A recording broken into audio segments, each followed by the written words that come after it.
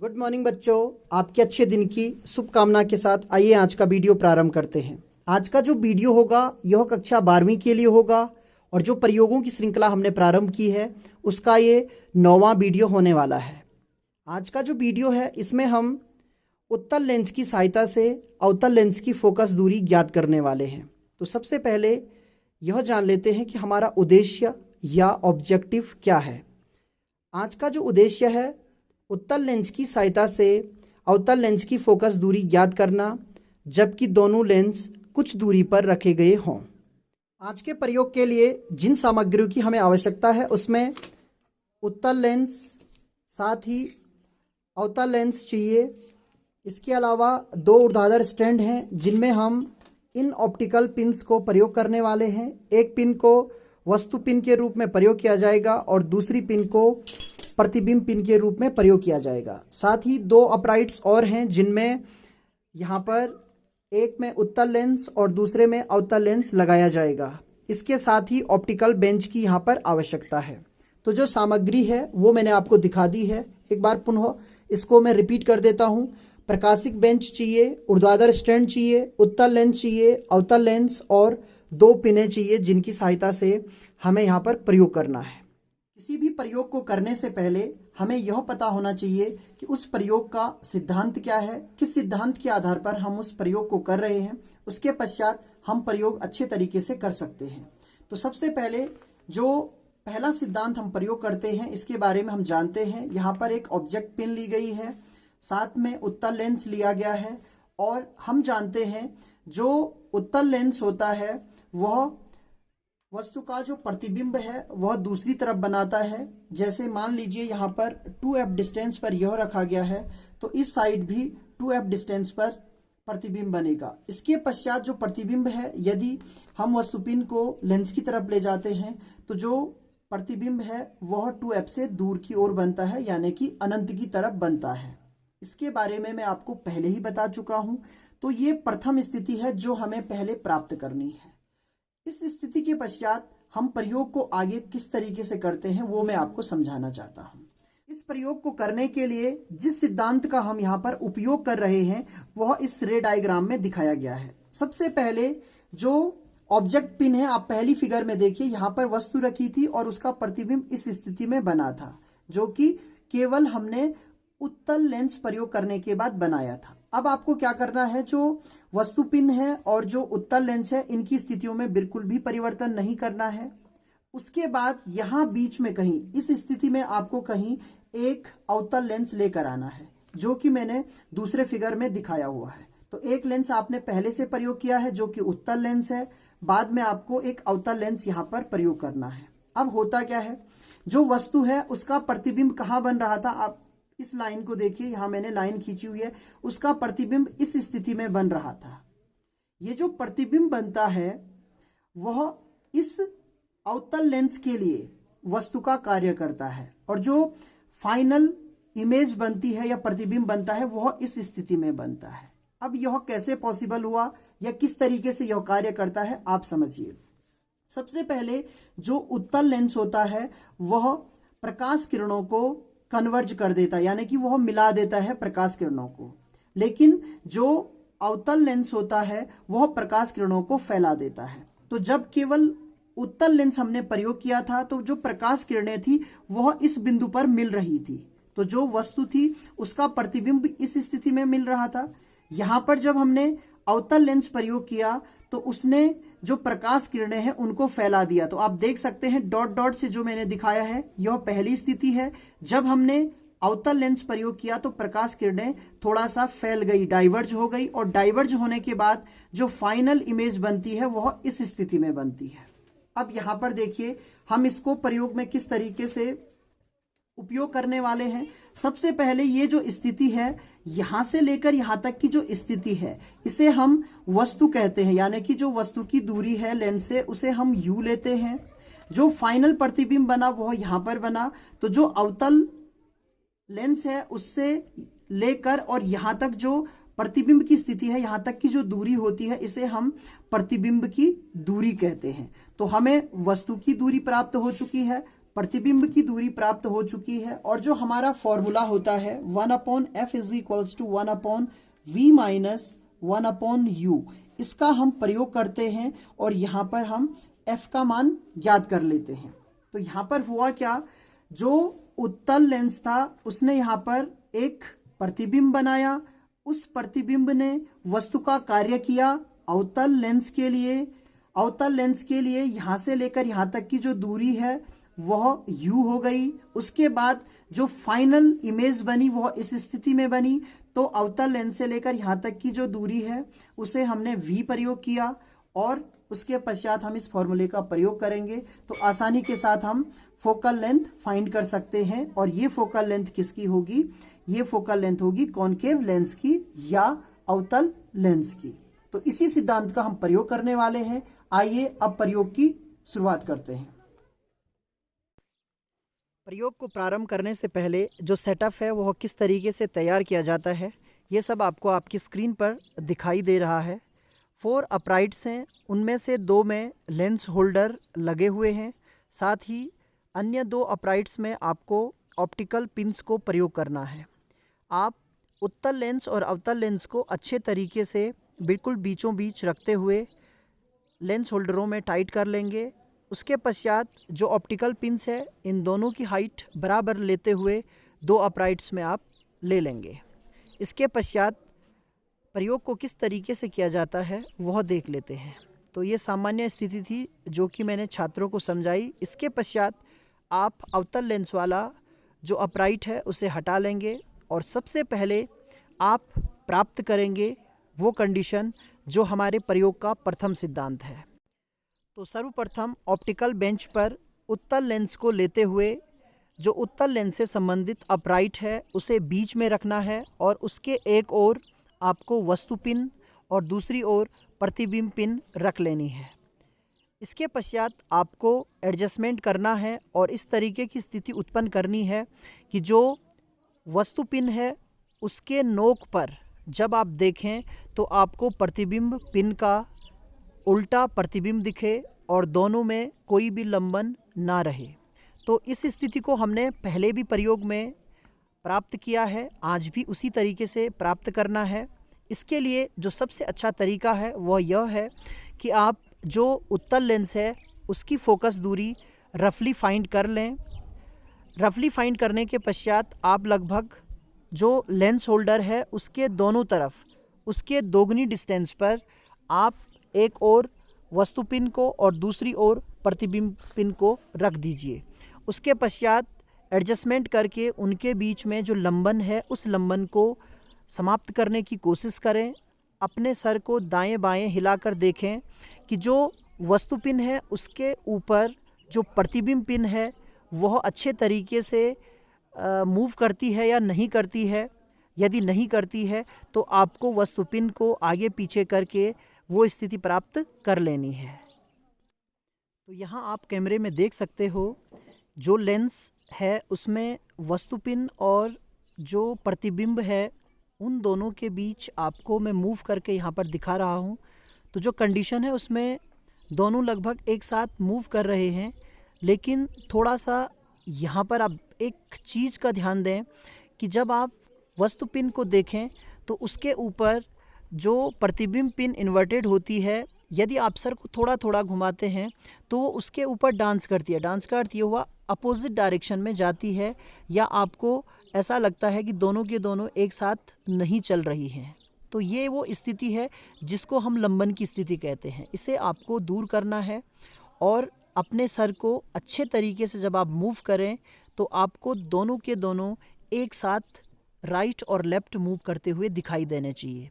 आप लेंस में स्पष्ट रूप से देख सकते हैं दोनों के दोनों जो वस्तु पिन है और जो प्रतिबिंब पिन है वो अलग अलग मूव कर रही हैं, यानी कि एक साथ उनका मूवमेंट नहीं हो रहा है। साथ ही जो लेंस होल्डर है उसका एडजस्टमेंट आप कर सकते हैं जिससे कि दोनों के बीच जो गैप है वो ना रहे और दोनों के दोनों एक साथ मूव करें। जब आपको ये लगे कि स्थिति लगभग हमें प्राप्त हो रही है तो उसके पश्चात आप बहुत धीरे धीरे जो वस्तु पिन है उसको आगे और पीछे मूव करें।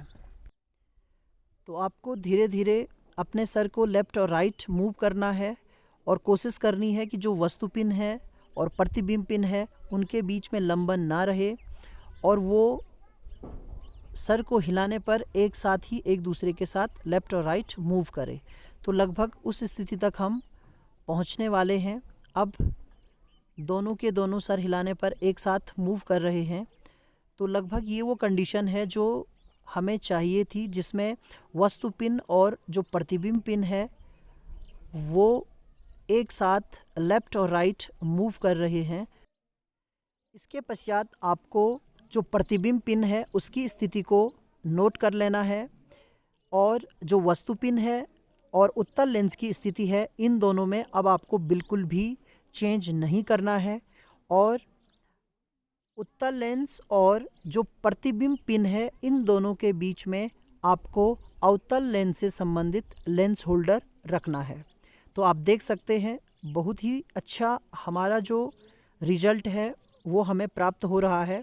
आपको कैमरे में जो वस्तु पिन और प्रतिबिंब पिन है उन दोनों की स्थितियां दिख रही हैं और जब मैं कैमरे को लेफ़्ट और राइट मूव कर रहा हूं तो यहाँ पर आप देख सकते हो जो वस्तु पिन है और प्रतिबिंब है वो दोनों की दोनों एक साथ मूव कर रही हैं। तो सबसे आइडियल कंडीशन यही है। अब आप ऑप्टिकल बेंच से जो प्रतिबिंब पिन की स्थिति है उसे नोट कर लीजिए और फिर प्रयोग के दूसरे भाग को हम यहाँ पर करने वाले हैं। केवल उत्तल लेंस प्रयोग करने पर जो रीडिंग हमें प्रतिबिंब पिन के लिए प्राप्त हुई है, जिसे हम प्रतिबिंब की प्रथम स्थिति के लिए रीडिंग कहेंगे, वह 78 सेंटीमीटर हमें प्राप्त हुई है। तो इसके पश्चात हमें अब जो वस्तु पिन है और जो उत्तल लेंस है इनकी स्थितियों में परिवर्तन नहीं करना है और फिर दूसरी रीडिंग हमें यहाँ पर प्राप्त करनी है।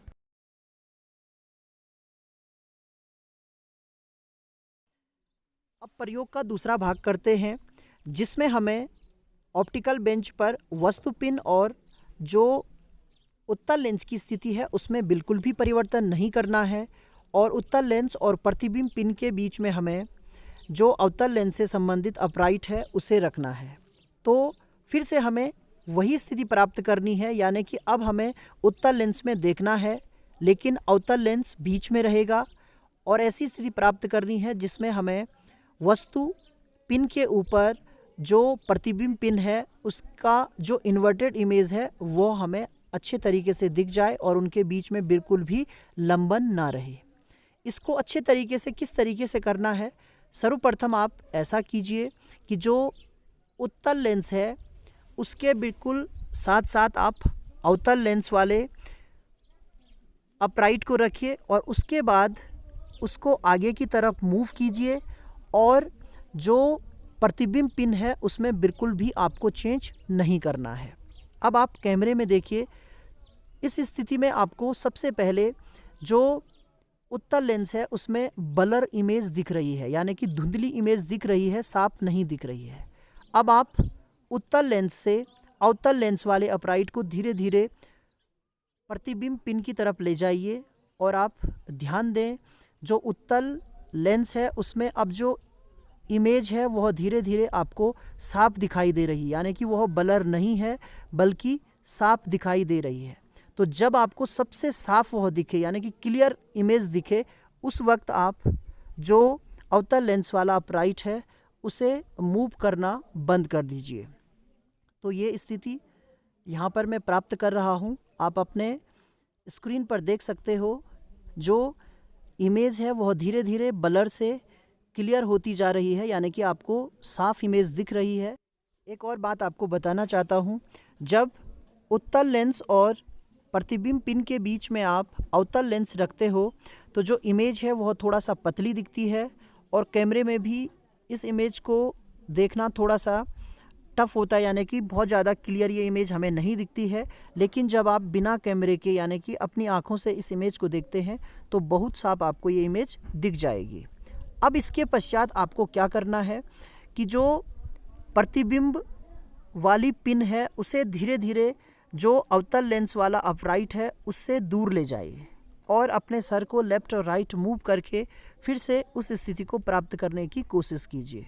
तो यहाँ से आगे आपको बहुत केयरफुली वर्क करना है और धीरे धीरे आपको एक स्टूडेंट की हेल्प से उस प्रतिबिंब पिन को अवतल लेंस वाले होल्डर से आगे ले जाना है और लगातार सर को मूव करते रहना है, जिससे आपको पता लगे कि जो लंबन की स्थिति है वह बिल्कुल भी ना रहे और जो वस्तु पिन है उसके ऊपर जो प्रतिबिंब पिन है उसकी इन्वर्टेड इमेज आपको साफ साफ दिख जाए। तो लगातार यहाँ पर एडजस्टमेंट हमारे द्वारा किया जा रहा है, जिससे कि हमें एक अच्छी इमेज यहाँ पर दिख जाए और मैं आपको कैमरे में दिखा पाऊँ कि किस तरीके से यहाँ पर जो ऑब्जेक्ट है और जो इमेज है उन दोनों के प्रतिबिंब एक दूसरे के ऊपर दिखते हैं। प्रथम बार आदर्श स्थिति प्राप्त करने के लिए काफ़ी वक्त लग जाता है। लगातार यहाँ पर एडजस्टमेंट किया जा रहा है, जो कि आप अपनी स्क्रीन पर देख सकते हो। जो अवतल लेंस से संबंधित अपराइट है और जो प्रतिबिंब पिन है, इन दोनों को ही आपको आगे पीछे मूव करना है। ध्यान रहे इस स्थिति में वस्तु पिन और जो उत्तल लेंस की स्थिति है उनमें बिल्कुल भी परिवर्तन नहीं होना चाहिए। तो आपको कोशिश यही करनी है कि एक बार जब आप अवतल लेंस को अच्छे तरीके से एक शार्प इमेज की पोजीशन में ले जाएं, उसके पश्चात आप केवल जो प्रतिबिंब पिन है उसी को आगे पीछे मूव करें। सबसे अच्छा तरीका यह होता है कि आप प्रतिबिंब पिन को एक बार अवतल लेंस के बिल्कुल करीब रखें, उसके बाद धीरे धीरे उसको आगे की तरफ ले जाएं और कोशिश करें कि जो लंबन की स्थिति है वह शून्य हो जाए और प्रतिबिंब और वस्तु पिन एक साथ मूव करें। तो अब मैं कोशिश करूंगा कि आपको ये सारी स्थितियां कैमरे में दिखा पाऊँ, जिससे आपको भी पता लगे कि आखिर में हो क्या रहा है। तो यहाँ पर आप देख सकते हो लगभग हम स्थिति प्राप्त कर चुके हैं और इसके पश्चात जब मैं कैमरे को लेफ़्ट और राइट मूव कर रहा हूँ, थोड़ा सा आप देखें कि इन दोनों पिन में लंबन की स्थिति है, यानी कि थोड़ा सा गैप कैमरे में मुझे दिख रहा है कि वस्तु पिन और जो प्रतिबिंब पिन है उनमें थोड़ा सा गैप है। यही गैप हमें कम करना है। हाइट का एडजस्टमेंट भी आपको करना पड़ेगा और उसके पश्चात आप अपने सर को लेफ़्ट और राइट मूव करें और देखें कि दोनों एक साथ मूव कर रहे हैं या नहीं कर रहे हैं। तो यहाँ पर आप देख सकते हैं लगभग स्थिति आदर्श स्थिति हमें प्राप्त हो चुकी है। दोनों ही एक साथ मूव कर रहे हैं। तो अब ऑप्टिकल बेंच पर जो स्थितियां हैं वो आपको नोट कर लेनी है। तो ऑप्टिकल बेंच पर आप देख सकते हो जो अवतल लेंस की स्थिति है वह 64.5 हमें प्राप्त हुई है। थोड़ा सा कैमरे में अच्छे तरीके से रीडिंग आपको दिखेगी नहीं। ये पोजीशन 64.5 थी और अब इसके साथ जो प्रतिबिंब पिन की स्थिति है यह 92 हमें प्राप्त हुई है, जबकि हमने केवल जब उत्तल लेंस को प्रयोग किया था तो जो प्रतिबिंब की स्थिति थी वह 78 सेंटीमीटर हमें प्राप्त हुई थी। तो इस प्रकार से एक रीडिंग मैंने अच्छे तरीके से आपको बता दी है। इसी तरीके से आपको हर बार रीडिंग प्राप्त करनी है। आपको सर्वप्रथम केवल उत्तल लेंस को प्रयोग करते हुए वस्तु और प्रतिबिंब की स्थिति ज्ञात करनी है। उसके पश्चात आपको वस्तु और उत्तल लेंस में बिल्कुल भी चेंज नहीं करना है, यानी कि उनकी स्थितियों को आपको बिल्कुल भी नहीं बदलना है। उसके बाद उत्तल लेंस और प्रतिबिंब के बीच में आपको अवतल लेंस वाले अपराइट को रखना है और फिर से एक और इमेज, यानी कि जो इमेज है उसमें आप चेंज कर सकते हैं और अवतल लेंस की स्थिति में आप चेंज कर सकते हैं। फाइनल इमेज आपको बनानी है। जो भी स्थिति आपको प्राप्त होगी उसको आपको नोट कर लेना है। इस स्थितियों में जो अवतल लेंस की स्थिति है और जो प्रतिबिंब की स्थिति है ये आपको अच्छे तरीके से नोट कर लेनी है। तो यहाँ पर जो प्रयोग था उसके एक एक भाग को अच्छे तरीके से मैंने आपको समझा दिया है। अब जो वीडियो की लेंथ है वो बहुत लंबी ना हो, आपको इसी प्रोसेस को इसी तरीके से रिपीट करना है। अब मैं यहाँ पर आपको ऑब्जर्वेशन टेबल के द्वारा यह बताना चाहता हूँ कि मैंने लगभग 3 स्थितियों में यहाँ पर प्रयोग किया और उन 3 स्थितियों में यहाँ पर रिजल्ट जो प्राप्त किए हैं वो मैं आपसे डिस्कस करने वाला हूँ, और उनके द्वारा आप अवतल लेंस की फोकस दूरी किस प्रकार से प्राप्त करते हैं वो भी मैं आपको समझाने वाला हूँ।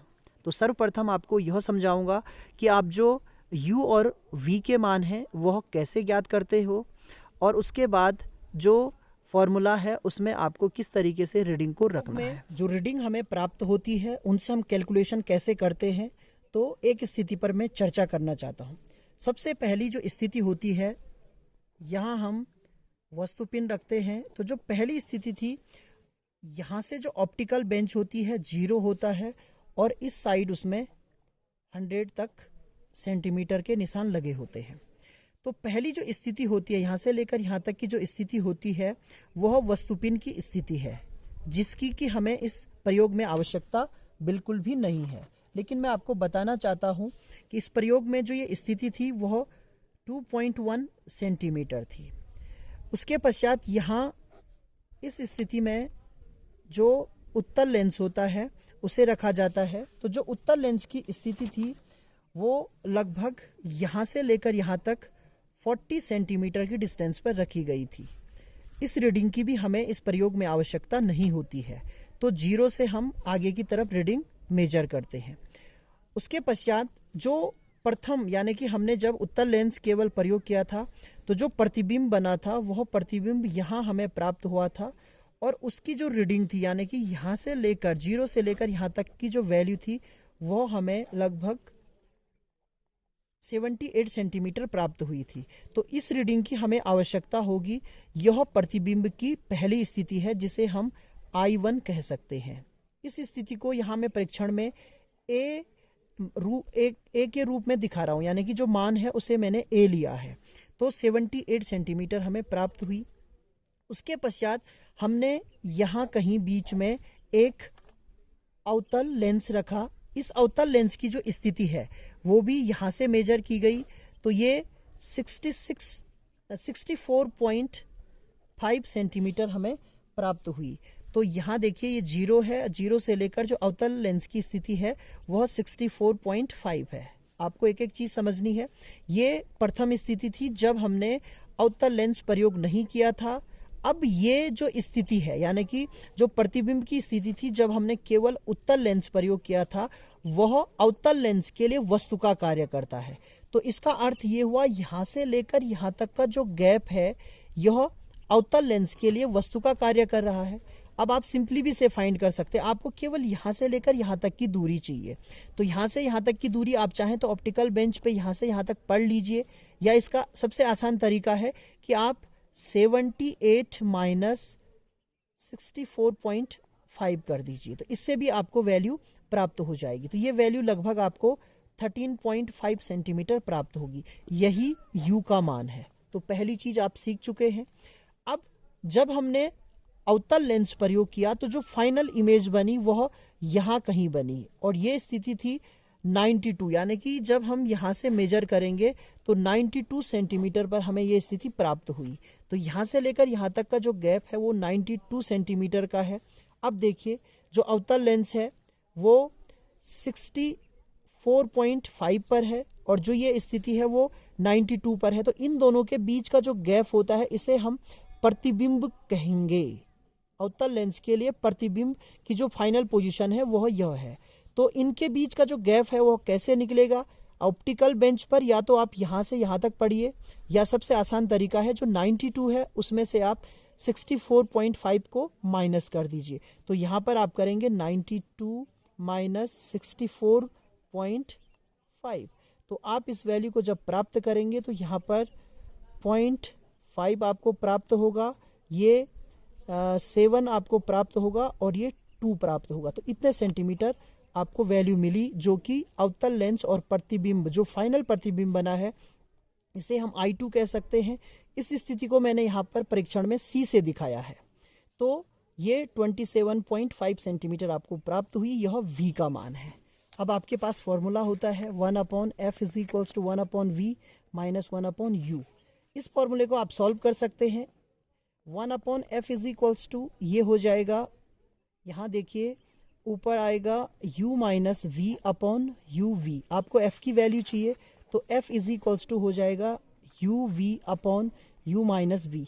तो इसी फॉर्मूले का आप प्रयोग कीजिए। यहाँ से u की वैल्यू, यहाँ से v की वैल्यू इस फॉर्मूले में रखिए और इसे कैलकुलेट कीजिए। जब आप इसको कैलकुलेट करेंगे तो आपके पास अवतल लेंस की फोकल लेंथ आपको प्राप्त होगी, जो कि नेगेटिव में आपको प्राप्त होगी। तो अब मैं जो ऑब्जर्वेशन टेबल मैंने बनाई है उसे एक्सप्लेन करने वाला हूं आपके सम्मुख। ऑब्जर्वेशन टेबल आपको आपकी स्क्रीन पर दिख रही है, जिसमें 3 स्थितियों में यहाँ पर रीडिंग लिखी गई है। प्रतिबिंब पिन की प्रथम स्थिति जिसे ए से दिखाया गया है, अवतल लेंस की स्थिति जिसे बी से दिखाया गया है, प्रतिबिंब पिन की द्वितीय स्थिति यानी कि जो फाइनल इमेज बनी थी उसे हमने सी से दिखाया है। तीनों की जो रीडिंग है वो आपके सम्मुख है। किस तरीके से हम कैलकुलेशन करते वह भी मैंने आपको बताया था। तो सर्वप्रथम हमें जो u की वैल्यू है यानी कि वस्तु और लेंस के बीच की दूरी है वह b माइनस ए करनी है। हमें जो अवतल लेंस है उसकी स्थिति में से जो प्रतिबिंब पिन की स्थिति है उसे माइनस करनी है। तो ये रीडिंग माइनस में प्राप्त होगी। यहाँ पर मैंने पॉजिटिव में लिखी है, आप इसे माइनस में भी लिख सकते हैं। v का मान प्राप्त करने के लिए जो उत्तल लेंस की स्थिति है उसे हमें प्रतिबिंब की द्वितीय स्थिति से माइनस करना है। तो यहाँ पर v is equals to c minus b हुआ। उसके पश्चात जो फोकल लेंथ के लिए फॉर्मूला है u b upon u minus b, इस फॉर्मूले में आप मान रखेंगे और आप देख सकते हैं कि जो वैल्यू आपको प्राप्त हो रही है वह 25.65 प्राप्त हो रही है। इसी तरीके से ऑब्जर्वेशन टेबल में जो 2 अन्य मान दिए गए हैं उन्हें भी आप कैलकुलेट खुद से कीजिए और ये वैल्यूज़ आपको प्राप्त होती हैं। जब आप इन तीनों मानों को प्राप्त कर लेंगे उसके पश्चात इन तीनों मानों का आपको मध्यमान प्राप्त करना है। मध्यमान ज्ञात करने के लिए आपको सभी फोकल लेंथ को ऐड करना है और उसके बाद 3 से डिवाइड करना है। तो ये वैल्यू जो हमें प्राप्त हो रही है वह 25.58 सेंटीमीटर प्राप्त हो रही है। अर्थात जो अवतल लेंस हमें दिया गया है उसकी फोकस दूरी 25.58 सेंटीमीटर हमें प्राप्त हुई। तो इस तरीके से ऑब्जर्वेशन टेबल के बाद आप फोकस दूरी को ज्ञात कर सकते हैं। जो गणना करने का तरीका है वह भी इसी तरीके से किया जाता है। आपको यहाँ पर जो प्रथम परीक्षण है उससे संबंधित रिजल्ट लिखना है, द्वितीय परीक्षण से संबंधित रिजल्ट लिखना है और तृतीय परीक्षण से संबंधित रिजल्ट लिखना है और उसके पश्चात फाइनली आप रिजल्ट में लिखेंगे कि दिए गए अवतल लेंस की फोकस दूरी 25.58 सेंटीमीटर प्राप्त होती है। तो उम्मीद करता हूँ कि आपको ये जो प्रयोग मैंने आज आपको करवाया है यह अच्छे तरीके से समझ में आ गया होगा और अच्छे तरीके से या आसानी के साथ आप भी इस प्रयोग को कर पाएंगे। धन्यवाद।